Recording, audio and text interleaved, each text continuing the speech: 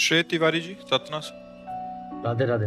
राधे राधे महाराज जी। महाराज जी, आपके सत्संग को पिछले 1 वर्ष से सुनने का सौभाग्य प्राप्त हो रहा है, जिससे जानकारी प्राप्त हुई कि नाम जप 3 प्रकार का होता है। क्या मन ही मन भगवान का ध्यान करते हैं, जिसमें जिव्या ना चल रही हो, को भी नाम जप ही माना जाएगा महाराज जी? प्रभु का ध्यान चल रहा है बट अंदर से कुछ नहीं चल रहा और जिव्या भी नहीं चल रहा। नहीं, इस धोखे में मत रहे। नाम जप चलना चाहिए, जिव्या चले न चले उसकी बात तो अलग होती है। राधा राधा राधा। अब ध्यान करो प्रभु का, तो क्या फर्क पड़ता है। अब हम प्रभु के ध्यान की बात कर रहे हैं तो मन इतना निश्चल प्रभु में तो लगा नहीं है, वो संसार में चलता रहे, वो नाम चल नहीं रहा तो हमारा समय व्यर्थ चला गया। अव्यर्थ कालत्वम, भक्त का 1 सेकंड भी व्यर्थ नहीं जाता है। इसीलिए निरंतर अव्यावृत भजना, देवर्षि नारद जी ने, अव्यावृत माने होता है तैल धारा, राधा राधा। अब हमारा दिमाग 2 काम कर सकता है एक साथ। हमारे दिमाग की ऐसी क्षमता है कि 2 काम एक साथ कर सकता है, नाम भी जप कर सकता है और ध्यान भी कर सकता है।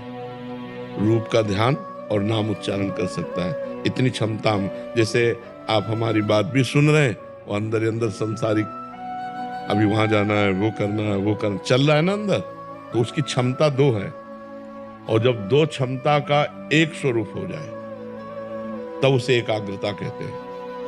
अब रूप में इतने डूब गए कि आपको ध्यान ही नहीं है, राधा रूप ही राधा में हो गया। अब जब फिर होश आए तो फिर राधा, फिर राधा, फिर राधा। तो नाम जब छूटा तो फिर मन घसीट ले जाएगा संसार में। इसलिए रूप का ध्यान नाम के सहित होना चाहिए। देखिए रूप नाम आधीना, नाम चल रहा है तो रूप का ध्यान आपका परिपक्व, नाम छूटा तो घसीट ले जाएगा माया में। इतना प्रबल मन है, वो टिकता नहीं, एक जगह टिकता नहीं। टिका दे वही साधना है। जो अपने मन को टिका दे एक जगह, उसी को साधना कहते हैं। मतलब इतना एकाग्रता में बल है। दत्तात्रेय भगवान ने एक बाण बनाने वाले को गुरु बनाया। वो रास्ते में उसका घर था, वो रोड के किनारे बैठे बाण की सीधी नोक घिस रहा था और राजा की सवारी निकल गई। राजा की सवारी मतलब नगाड़े बज रहे हैं, जय जयकार हो रहा है, घोड़े हाथियों से सब। बाद में मंत्री निकला, उसने कहा महाराज की सवारी कितनी दूर गई? तो सो के जगा हुआ पुरुष जैसा, महाराज की सवारी, बोले यहीं से तो गई। बोले क्षमा कीजिए, मैं आपसे सत्य कहता हूं, मुझे बिल्कुल भान नहीं, क्योंकि मैं बाण की सिधाई और नोक पर ध्यान दे रहा था, उसकी नोक बना रहा था, तो मुझे पता नहीं चला। तो दत्तात्रेय भगवान वहीं भ्रमण कर रहे थे, उसे गुरु बनाया। 24 गुरुओं में एक बाण बनाने वाला भी गुरु। कि साधक को अपने लक्ष्य पर इतना तन्मय होना चाहिए कि नगाड़े बजे लेकिन उसकी वृत्ति बहिर्मुख नहीं होनी चाहिए। परमात्मा में ऐसी तदाकार, जैसे गाढ़ सोए हुए पुरुष को बाहर की किसी भी गतिविधि का पता नहीं होता, ऐसे जागृत अवस्था में परमात्मा में स्थित इतना एकाग्र हो कि बाहर का कोई पता ना हो, तो वो ध्यान कहा जाता है। अभी वो ध्यान की गति तो है नहीं, इसलिए नाम को छोड़िएगा मत, नहीं तो मन धोखेबाज है, वो धोखा दे देगा। महाराज जी, रामचरितमानस के अनुसार हनुमान जी ने रावण जी से कहा कि सबके देह परम प्रिय, सबके स्वामी मारहूं मोहि। हाँ, सबके देह परम प्रिय स्वामी मारहि मोहि कुमारग गामी। जिन मोहि मारा तिन में मारे, तिन पर बांधे तने तुम्हारे। हाँ, इसका क्या भाव जानना चाहिए? प्रश्न है कि देह भाव के त्याग और प्रभु की प्राप्ति के लिए शरीर को इतना कष्ट देना देह धर्म के विरुद्ध तो नहीं? अलग अलग संतों की रहनी देखी जाती है, गर्मियों में धूनी लगाएं या सर्दियों में। वहां जो बात हो रही है, वहां संतों से जोड़ रहे हो क्या? वहां राक्षसों से युद्ध करने की बात हो रही है। यही तो हम लोगों की कमी होती है कि कहीं की टांग, कहीं का हाथ, कहीं की आंख जोड़कर आकृति थोड़ी बना सकते हैं। वहां विषय क्या चल रहा है? राक्षसों को दंड देना। हनुमान जी से पूछते हैं कि तुम्हारा मैंने अपराध क्या किया? हमारा तुम्हारा कोई परिचय नहीं है। रावण पूछ रहा है, तुम कोई राजा नहीं हो कि हमारा तुम्हारा वैर विरोध है? अशोक वाटिका को आके उजाड़ देना और हमारे अनुचरों को मारना। तो हनुमान जी उसी के अनुसार उत्तर देते हैं, क्योंकि वो सामने देहाभिमानी रावण बैठा है। हनुमान जी परम ज्ञानी, ज्ञानी नाम अग्रगण्यम। क्या उत्तर दे रहे? बोले सबके देह परम प्रिय स्वामी, मारहि मोहि कुमारक गामी। तो जिन मोहि मारा तिन में मारे, तिन पर बांधे तने तुम्हारे। मोहि न कछु बांधे कै लाजा, किन चाहो निज प्रभु कर काजा। समझ पा रहे आप? उसका तात्पर्य वहां देह की प्रियता, दिखाना हनुमान जी को नहीं है। हनुमान जी को ऐसे दे अभिमानी को सिद्धांत वर्णन करना है कि मैंने ऐसे नहीं मारा है, सबके देह प्रिय, तुम्हारे अनुचरों ने मुझे मारा, मैंने उनको मार दिया। वहां बात यह है, हनुमान जी परम ज्ञानी कोई देह प्रिय महात्मा थोड़ी है, वो तो परम ज्ञानी महात्मा। तो जो महात्मा जन तप करते हैं भगवान के लिए शरीर को कष्ट देते हैं। शरीर का कष्ट कोई कष्ट नहीं है। यदि मन परमात्मानंद में है और गर्मी सर्दी और सब भूख प्यास, तो इससे कोई फर्क नहीं पड़ता। प्रीति जब भगवान से हो जाती है तो शरीर का कोई भाव महत्व नहीं रहेगा। ये झूठा है ना झूठा? ना ये कल था ना कल रहेगा, ये केवल वर्तमान में दिखाई दे रहा है। कल नहीं था, कल नहीं रहेगा। मतलब कल का तात्पर्य है जैसे आपकी आयु कितनी है? हाँ, तो 30 वर्ष पहले नहीं था ये रूप, और पता नहीं 30 सेकंड बाद रहेगा कि नहीं रहेगा, इसका भरोसा नहीं है। तो ये टिकाऊ चीज नहीं है। तो इससे हमने जो प्रियता कर रखी है, उस प्रियता को तप के द्वारा नष्ट किया जाता है। ये तप है, गर्मी सर्दी बरसात भूख प्यास मान अपमान, ये सब सहना तप के अंतर्गत आता। समझ पा रहे हैं आप? राधे राधे महाराज जी। महाराज जी, जब भी किसी ग्रंथ या शास्त्र को पढ़ता हूँ या सुनता हूँ, उस दौरान मन में अनेक प्रश्न और तर्क उठते हैं। इसके समाधान के बिना यदि मैं आगे बढ़ने की कोशिश करता हूँ तो मन में और दुविधाएं उत्पन्न हो। इसीलिए कोई भी ग्रंथ स्वतंत्र रूप से पढ़ने के लिए नहीं कहा गया, गुरुमुख से सुनने के लिए कहा गया है। महापुरुष प्रथम सुनय भागवत भक्त मुख भगवत वाणी। भगवत वाणी गीता जी, भागवत जी, ये भक्त के मुख से सुने तो जो तुम्हारे प्रश्न होंगे उनका समाधान तुरंत होता चला जाएगा। अब जैसे कोई ग्रंथ यहाँ हो रहा हो, अब किसी का भी प्रश्न उठे तुरंत समाधान होता चला जाएगा। अब अंदर अभी मलिन मन है, कोई निर्मल मन में प्रश्न नहीं उठता। जब बिल्कुल निर्मल मन हो जाता है उसमें कोई प्रश्नवाचक चिन्ह नहीं रहता, वो परमात्मा स्वरूप हो जाता है। तो जब तक थोड़ी मलिनता रहती तब तक प्रश्न रहते हैं, और जब तक प्रश्न रहते हैं संशय आत्मा, तो वो संशय अशांति पैदा करता रहता है। और हमारा शास्त्र स्वाध्याय या साधना का फल है शांति। तो हमें चाहिए किसी महापुरुष के सानिध्य में ग्रंथ का एक बार श्रवण करें, या जो प्रश्न हो उनको लिख लें, किसी महापुरुष से उनका समाधान कराते चले, तभी हमारी चित्तवृत्ति परमात्मा में आगे बढ़ेगी। महाराज जी, मेरा एक प्रश्न था इस शास्त्र पढ़ते समय, जैसे यदि सब भगवान की लीला है तो क्या दूसरों के साथ बुरा करना भी भगवान की लीला मानी जाएगी? और यदि ऐसा है तो यदि आप दूसरों के साथ बुरा करते हैं तो भगवान के भक्त ही नहीं है, आप परमार्थ के पति की नहीं है, तो आपका प्रश्न ही नहीं बनता है। भगवान की सब लीला है, ये वो कह सकता है जो भगवान को प्राप्त है या भगवान को प्राप्त करना चाहता है। जो पापाचरण, किसका प्रश्न है? जो पापाचरण करेगा तो भगवान की लीला में नरक भी है, भगवान की लीला में जेल भी है, भगवान की लीला में पुलिस भी है, भगवान की लीला में डंडा भी है। तो स्वीकार करो ये डिपार्टमेंट, ये भी तो डिपार्टमेंट है भगवान का। बुरा जो कर रहा है वो सोच ही नहीं सकता कि भगवान की लीला है, और जो सोचता है भगवान की लीला का वो बुरा कर ही नहीं सकता है। विचार करो, अब जैसे ये नाम जब कर रहे हैं, ये बुरा कर सकते हैं क्या? हृदय की स्थिति हो, जैसे हम इसलिए बोला बच्चा, तो जैसे लोग कह देते हैं भगवान की इच्छा के बिना पत्ता भी नहीं हिलता है। आपकी इच्छा ना हो तब आप ये बात कह सकते हो भगवान की इच्छा के बिना पत्ता नहीं हिलता। यदि आप इच्छाओं के जाल में फंसे हुए हो तो आपको बोलने का अधिकार नहीं है। ये इच्छा रहित महापुरुष कहता है भगवान की इच्छा के बिना पत्ता नहीं हिलता। तो भगवान की इच्छा सर्व मंगलमयी होती है, कभी किसी का मंगल नहीं होता। मंगल भवन अमंगलहारी। अपनी इच्छाओं का जिसने दमन कर दिया, अपनी इच्छा को जिसने वाहेगुरु भगवान की इच्छा में मिला दिया, वो ये देखता है कि चराचर जगत भगवान की इच्छा से चल रहा है, और जो ये देखता है भगवान की इच्छा से चल रहा है उसमें इच्छा होती नहीं, इसलिए उससे कभी पाप होते ही नहीं। समझ पा रहे आप? श्री हरिवंश महाराज जी। महाराज जी, प्रेम लक्षणा भक्ति क्या केवल गुरु कृपा से ही मिलती है? नाम जप, लीला गायन, लीला श्रवण, भगवत चरण अरविंद की सेवा और तन मन वचन से पूर्ण रूप से इष्ट देव के प्रति समर्पण, अन्य अभिलाषा कोई नहीं, श्री कृष्ण के प्रतिकूल कोई आचरण नहीं, तब प्रेम लक्षण भक्ति मिलती है। गुरु कृपा का ये स्वरूप है। जब तक नाम जप नहीं होगा, भगवत लीला कथा गायन श्रवण नहीं होगा, मूल मिलाकर के नवधा भक्ति नहीं, तो प्रेम लक्षणा भक्ति कहाँ से आ जाएगी? जब तक श्रवण कीर्तन स्मरण विष्णु पाद सेवन अर्चन बंधन सख्यात्म समर्पण 9 प्रकार की भक्ति नहीं तो प्रेम लक्षणा भक्ति आ ही नहीं सकती है।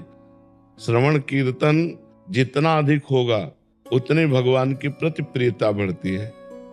शरणागति भी श्रवण से ही होती है। विभीषण जी कह रहे श्रवण सुजस सुनि आयऊं प्रभु भंजन भवभीर त्राहि त्राहि आरति हरन शरण सुखद रघुवीर। जब तक हम खूब भगवान की चर्चा नहीं सुनेंगे, नाम जप नहीं करेंगे, भगवत सेवा नहीं करेंगे तो प्रीति कैसे हो जाएगी।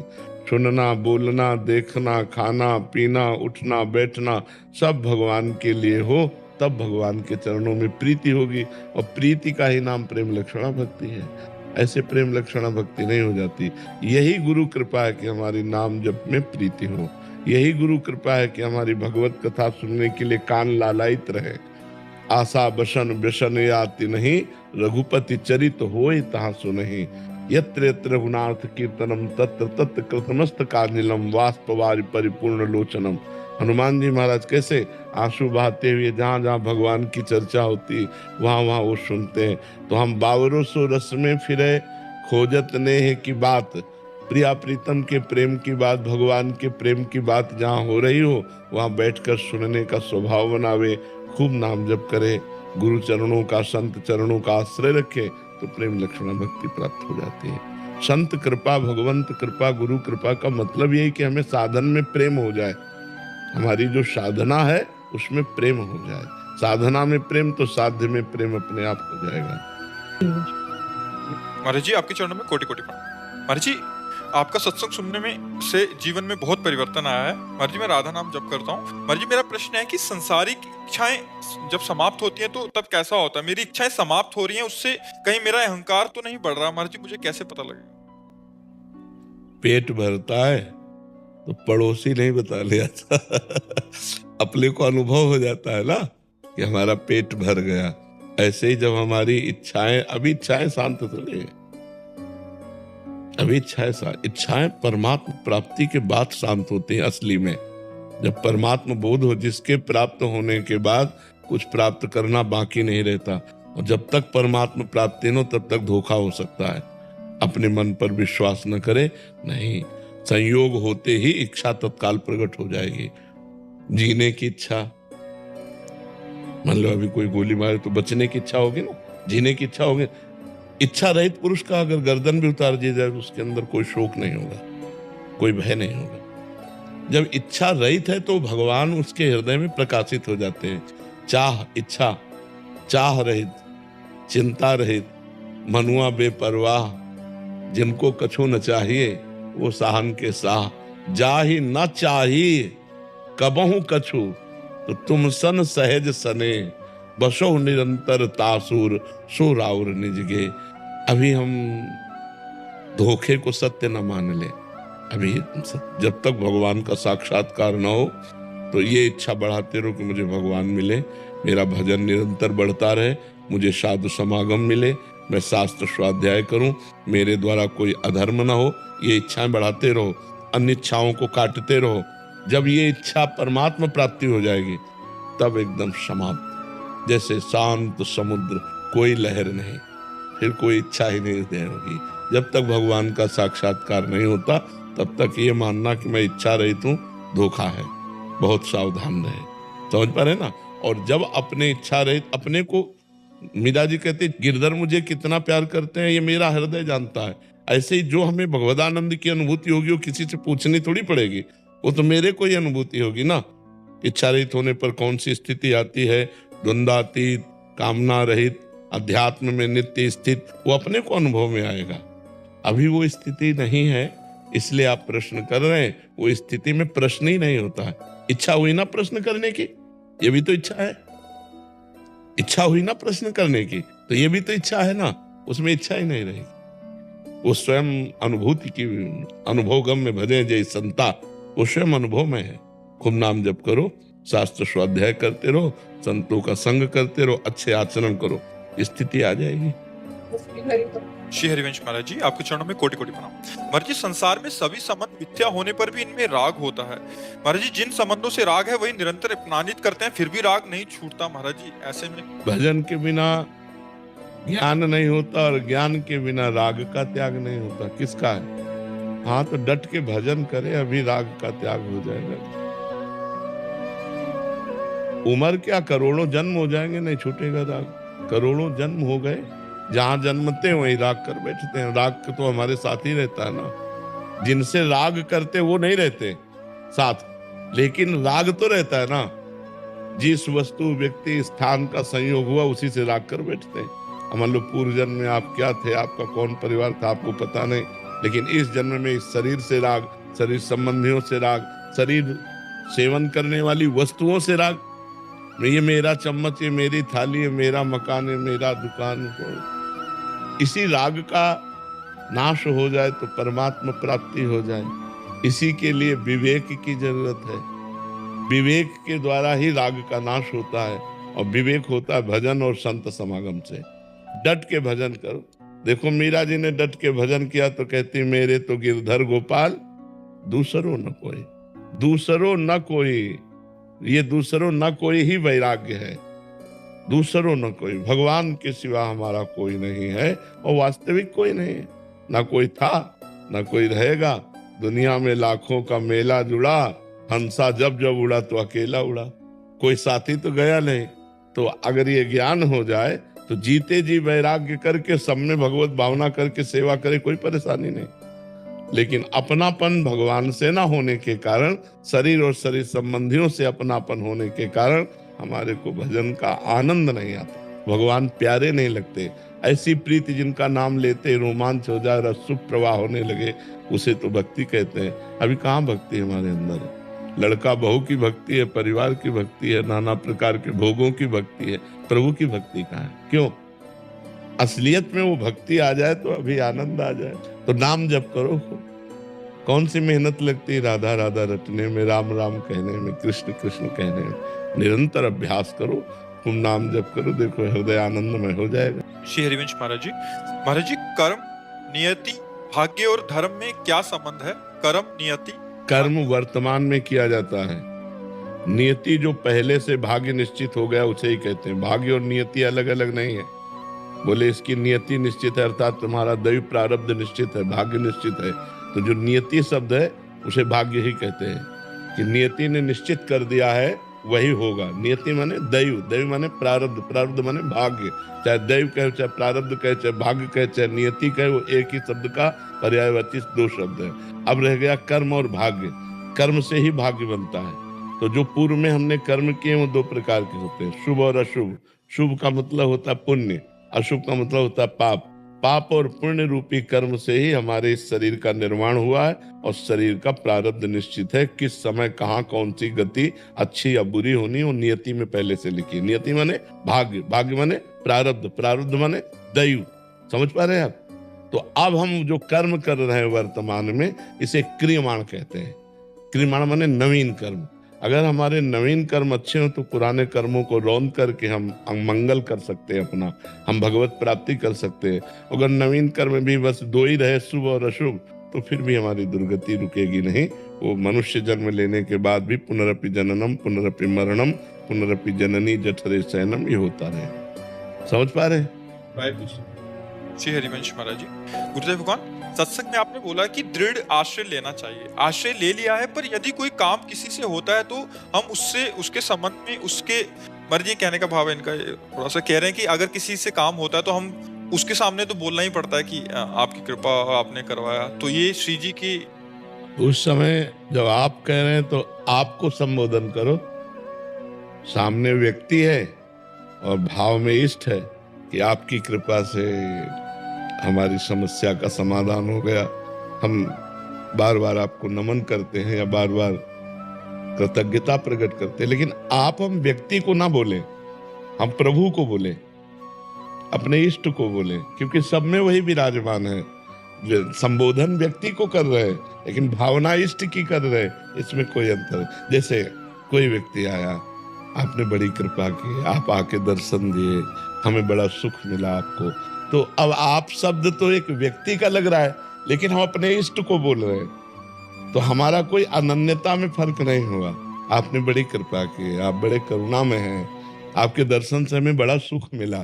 तो व्यक्ति अगर अपने को समझ रहा है तो वो समझा करे। हम तो अपने इष्ट से बोल रहे हैं, अपने परमात्मा से बोल रहे हैं, अपनी श्री जी से बोल रहे हैं, अपने प्रभु से बोल रहे हैं।